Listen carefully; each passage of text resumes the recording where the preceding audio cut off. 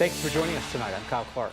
And I'm Kim Christensen. There is new pushback tonight about false claims of a Venezuelan gang takeover in Aurora.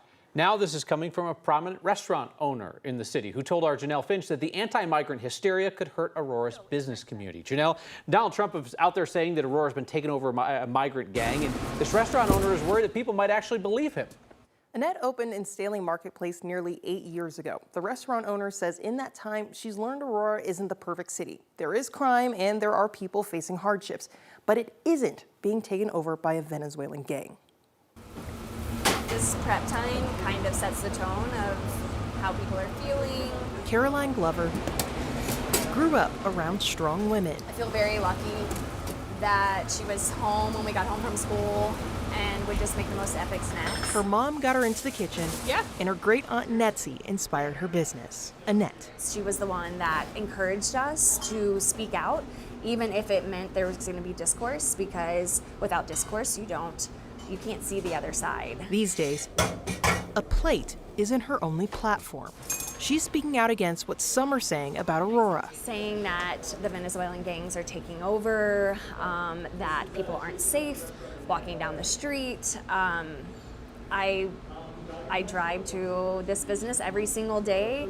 I spend multiple hours a day here, and things are normal. She says local anti-migrant rhetoric spun out of control, and those claims should have never been echoed by former President Donald Trump on a national stage. In my mind, the second I heard Aurora in the debate, I think that the leader should have spoken up immediately and said, hey, that's not Aurora, that's not us. You know, this is a beautiful place. This is where people open businesses. This is where people raise families.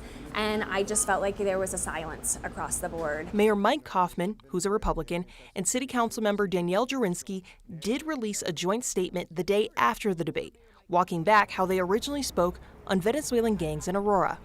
They said Tren de Aragua's activity has not taken over the city, and that its gang's presence is isolated to a few specific properties. Glover says the statement was a start. Again, I think it should have happened sooner, and it needs to continuously happen. She worries if leaders respond to criticism at this same rate, her business will be impacted. But I do think that it has made some people who maybe had us on their list to come out pause and kind of take a step back and wonder if they should come out here. But she won't stand to lose her restaurant on false information. Yes, please come out here. Glover says her support for Aurora can be seen through the second restaurant she opened at Stanley 10 months ago. She says she hopes, despite all, people continue to come to the city for the things it is known for, like its diverse food scene. In the studio, Janelle Finch, 9 News. So you can forget the iconic Welcome to Colorful Colorado signs. The state now has a new welcome sign of sorts, less of a greeting, more of a warning for drivers coming down from Wyoming. The billboard says, Venezuela ahead, be prepared. It's along I-25 southbound at the Wyoming-Colorado line. The billboard reads, paid for by Clipper Properties, LLC, Tim Mellon, member. Tim Mellon is the name of Donald Trump's single biggest donor. The resident of Wyoming gave $125 million to a pro-Trump super PAC, according to Open Secrets, which tracks money in politics. Up until recent years, he really existed within the shadows, at least in terms of the political arena. Only recently, in the last few cycles, has he started to pump money into elections. Mellon and the lawyer connected to the LLC and the billboard did not respond to our request for comment to confirm that it is, in fact, the same Tim Mellon. Lamar, the billboard company, says that particular billboard will stay up through Election Day. It's costing $1,100 a month. Forbes estimates the Mellon family fortune at $14 billion. Wheatridge police say the truck driver that caused a crash on I-70, killing 3 people, will not face any charges. Investigators say the truck driver was going the speed limit that day in August, and police didn't find anything wrong with the truck. At the time, the speed limit through the construction zone at Ward Road was 60 miles an hour. The truck was going 59. Weeks later, CDOT decided that was too fast, so the new speed limit is 55. Colorado State Patrol inspected the truck just 40 minutes before it tipped over. CSP found it was legal on weight, and the brakes were working fine. A beautiful, warm day across the metro area. Denver hit 86 degrees today. If the heat holds the rest of the month, We could see a record high tomorrow, and there's a decent chance that Denver records its hottest September on record.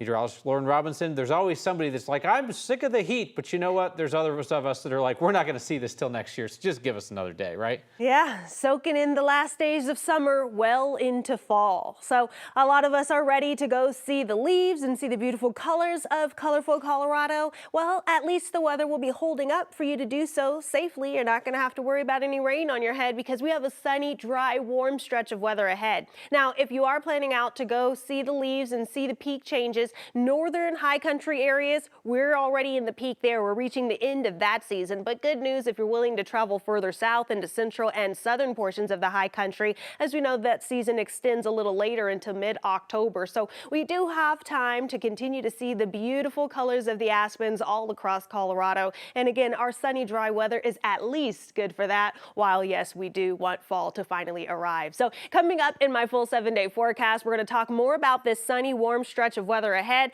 and a couple of days where we could break record heat, plus Hurricane Helene, how that could have Colorado impacts, all of that for you just ahead. New York City Mayor Eric Adams has been indicted on federal charges, according to the New York Times. The Associated Press also reports that a federal grand jury has indicted the Democratic mayor. Charges are still sealed. Times reports they're the result of a 3-year public corruption investigation.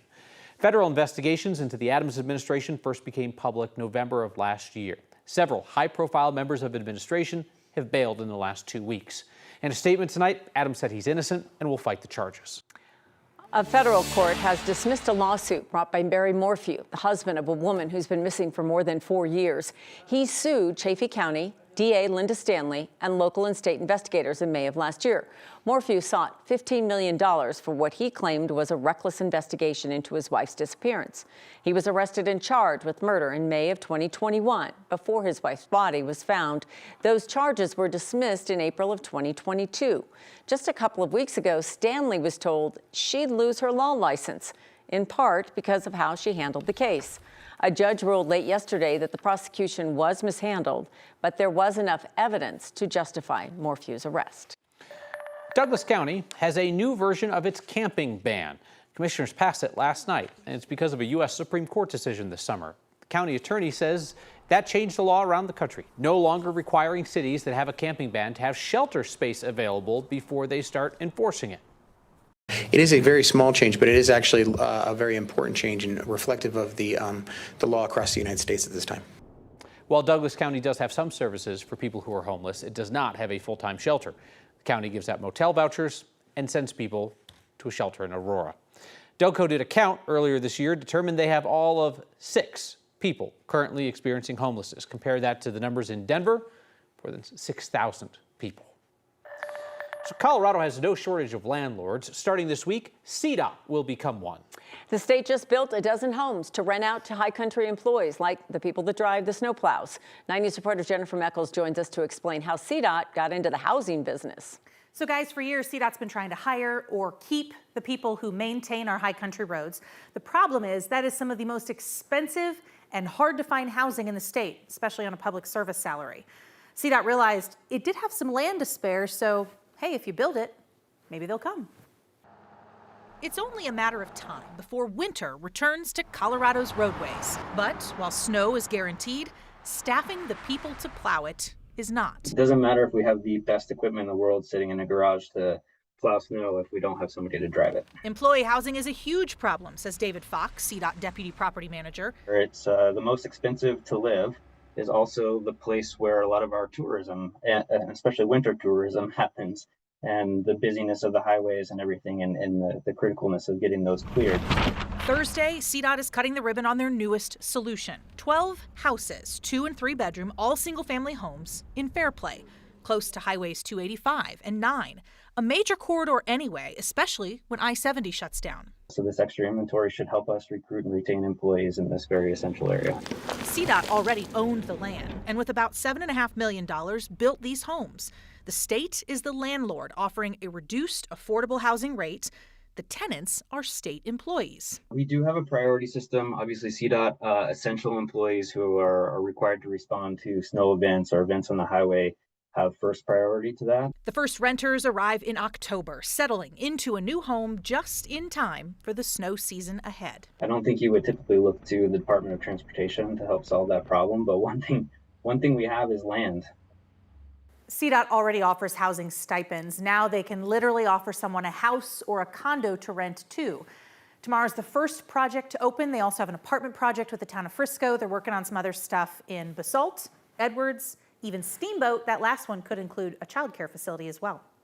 Jennifer Meckles, 9 News.